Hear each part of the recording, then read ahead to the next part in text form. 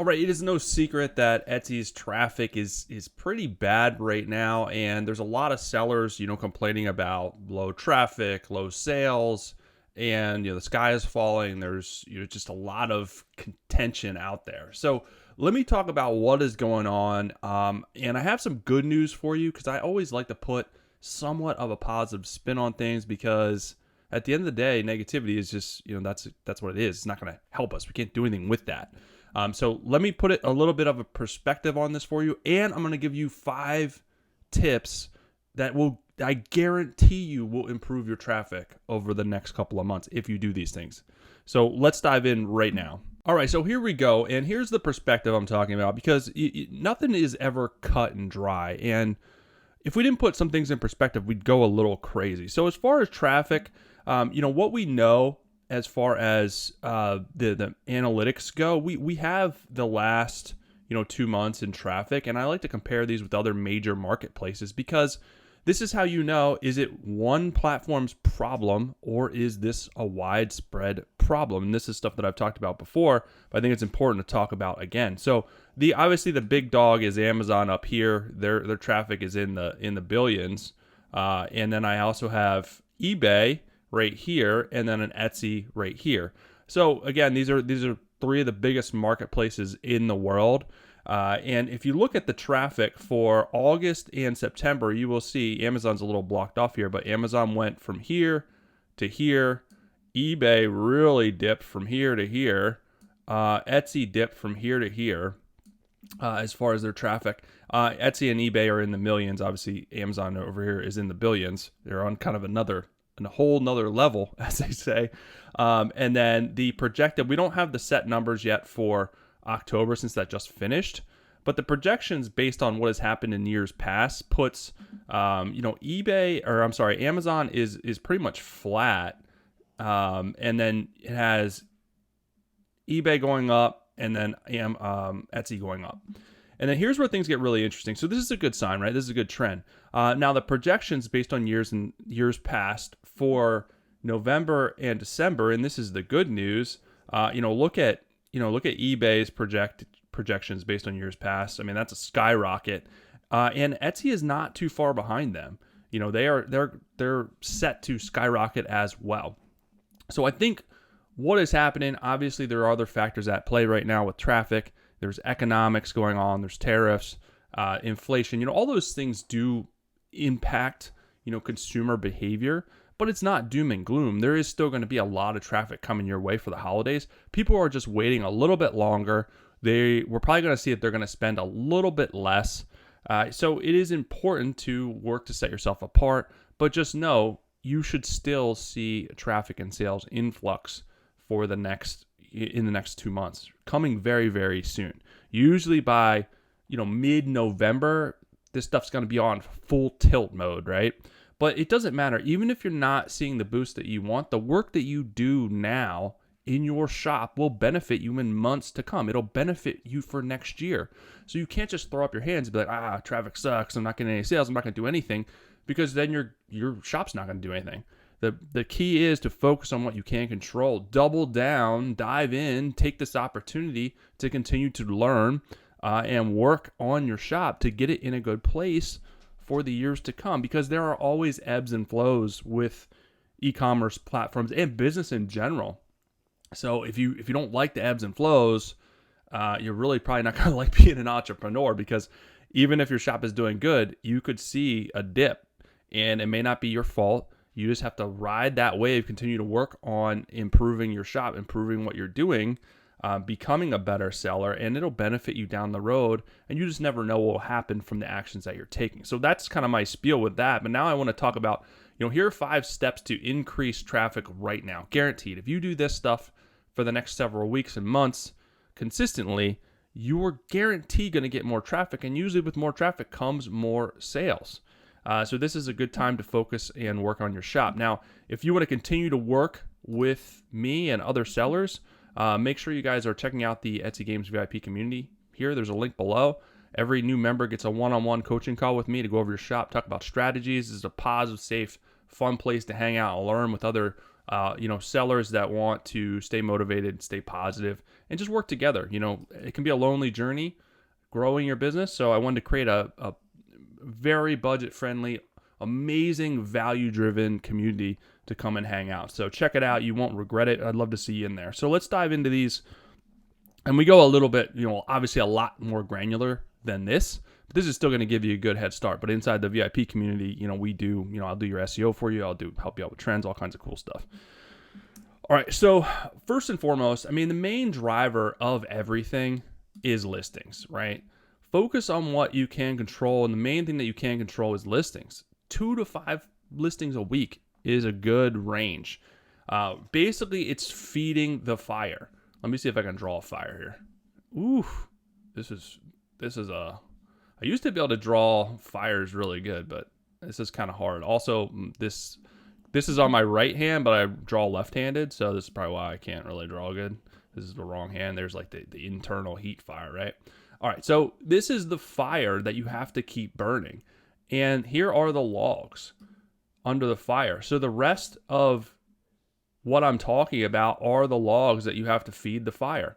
Because what happens if you don't keep putting logs in the fire, it will dim, it will go out. And this is what a lot of people just don't understand with business. It could be doing well and you're just riding that wave, but you haven't done anything. You haven't touched your shop or added new stuff or tweaked anything for months and months and months. And then it starts to tank. So you have to continually feed that fire. Every time you change something or add something, the algorithm is reanalyzing stuff. It's seeing that your shop is maintained. It's seeing that you have fresh bits of information. It works, with Etsy, but it works with just SEO in terms of just a regular website. You have to keep updating stuff. You have to keep stuff fresh, and it keeps feeding that fire, feeding the algorithm. But it also gives you more and more information that you can continue to learn and improve your shop and grow. So that is the best thing that you can do. Also, usually the least favorite thing is is listings. Everyone complains about it. It's not the most fun thing to do, but it's the most important thing to get sales. We got to put the listings out there and put in the reps. The more we do it, the better we're going to get at it. Just like anything else. Number 2, are you serving a niche or trying to serve everyone? This is a mistake that people do too. They're adding listings, right? That's like foundational thing that you should be doing. But are you being strategic with the listings that you're adding? Are you serving a niche? I've talked about this countless times, and I'm going to continue to talk about it like a broken record because it's so important to growth. Your niche is the road, right? This is your niche. This is who you're serving. Whoever is driving on this road, let me see if I can draw a car. Oh, this is a terrible car. Whatever. I'm not an artist. So this is your audience is driving on this road. Now, if you're offering products that don't make sense to this audience, then they're not going to buy your stuff and they're not going to stay on this road. This road is for your audience, but it's also for you. This is the path that you will follow to continue to serve your audience, with products that make sense. So are you serving a niche? Do you even know what your niche is? Do you even know who your target customer is? That should be one person, especially at the beginning. You can do like sub niche products that are still kind of aligned, kind of like down here, this is a smaller road. This customer will still buy this stuff, and they'll still buy this stuff, but this helps you stay on track.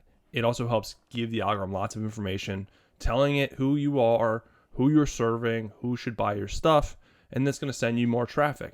If you're all over the place, if you have stuff up here not serving this niche, stuff down here, stuff here, this is all different niches. The algorithm doesn't know who the heck you're trying to serve, so it's not going to send you that much traffic. It's going to send that traffic to shops that are serving that niche because there's a higher probability of that person buying. That's the only thing that the algorithm cares about is making money for Etsy. You just have to leverage it to make money for you as well. And you have to do it in a strategic way. So if the probability of this customer is better buying from this shop that's serving them, they're going to send most of the people there. Now, they'll send you a few to test it, but you're not going to get a lot of traffic. So that's how you have to think of this. So that's that you have to, when you're doing a new listing or a new product, is this for my niche? Or is this just something I want to do? And it's not strategic, which is, we shiny ball syndrome as an entrepreneur. We chase shiny balls. And a lot of times we do stuff that we want to do, not stuff that we should do, right? And it's hard distinction sometimes. Number three is double down on what's working. So we don't pay attention a lot of times. We get tunnel syndrome. We don't pay attention to what is working. We'll do these products, right? And this product will be a real winner, right? This product will start to get traffic and or sales. And then what do? All right, well, we'll do some more of these products over here. No, stop what you're doing. Just because you have a backlog of things that you want to do, again, doesn't mean that you should do them. Circle back to what is already starting to work, whether that's starting to get traffic, hopefully eventually sales. How can you use this to your advantage, right? Do more of what's working. Do similar variations. Do similar designs. Do different sizes, different colors, whatever the case may be. Or again, similar designs, targeting, leveraging what's already working. So you can continue to hopefully capitalize on what you know and the information that you're getting. And this is how you move a lot faster rather than putting out these random other products just because you want to do it. Some of these may eventually be winners, right? But most of them probably won't be. Only about 20% of your listings will bring in the majority of your traffic, according to, the 80-20 Pareto principle. So just keep that in mind. Leverage what's working first so you can move a lot faster, and then move on to the other products, kind of testing, continue to add listings. So this is the strategic stuff that I'm talking about. Number 4, missing opportunities. So look at your shop. This is a good time, especially if traffic's down. Are you missing opportunities? Are you missing opportunities in your store? Your shop. Do you have all the shop sections filled out? Are they as good as they could be? Are you missing opportunities when you're doing your listings? A lot of people cut corners with the listings because it's not the most favorite thing to do, but it's also the most important thing to actually sell the stuff. Your listings are your salesperson. If you have a crappy salesperson, you're not going to get the sales that you need. So put the effort into your listings. Do the best that you can. And at the beginning, we don't know what we don't know, so we mess a lot up. We have to go back and fix things. But do that. Go back and clean stuff up, fix stuff, and then the new listings, put the extra time that it deserves. Because a lot of sellers just aren't doing that. They're not putting enough time into their listings. They're just throwing them up there and they don't sell, and then they're blaming it on Etsy or the algorithm, which that very well could be some of the problem, but we have to take ownership. It's also our problem as well. So look for missed opportunities, clean that stuff up, do better. Number 5, what makes you better?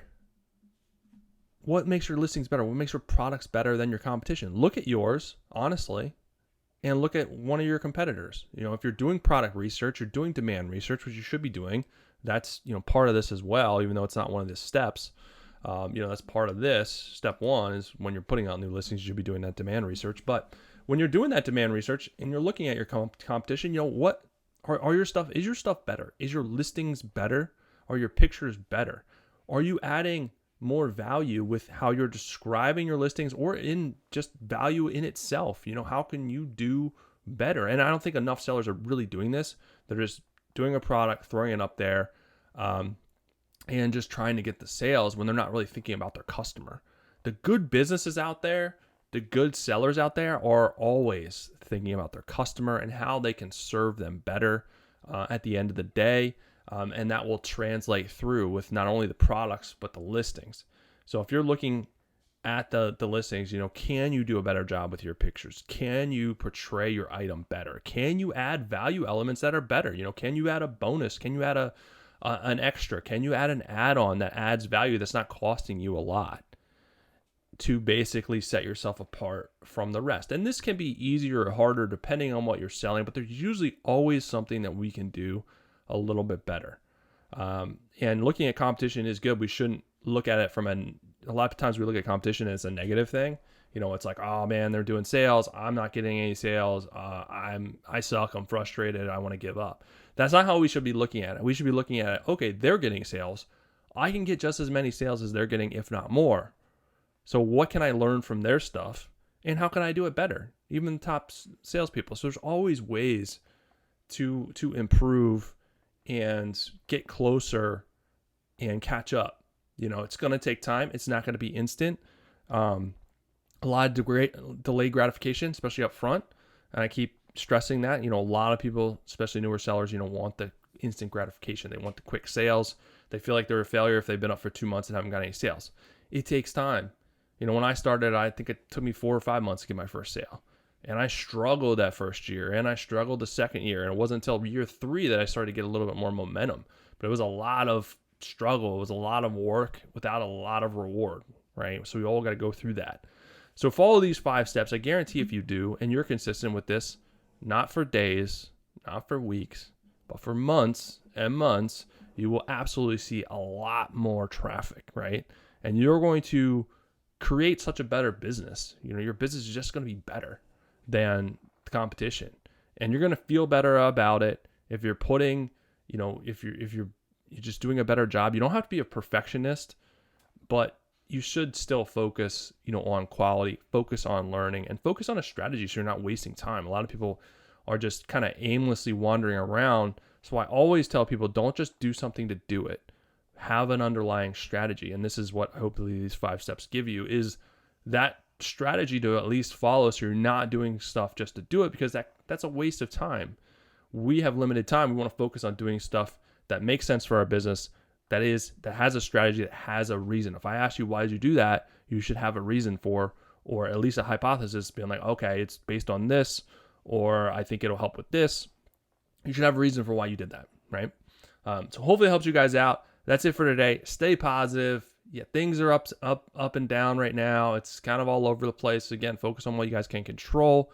I know it's hard. Some days are harder than others, but just put in the work. Focus on yourself. Focus on your business, and you will see positive results down the road. And again, if you want to join the VIP program, join me and a ton of other sellers in there growing their businesses, learning and improving together. It's a really cool place to be. Hopefully, I see you guys over there. But that is it for today. I'll be back soon with some more good stuff for you guys.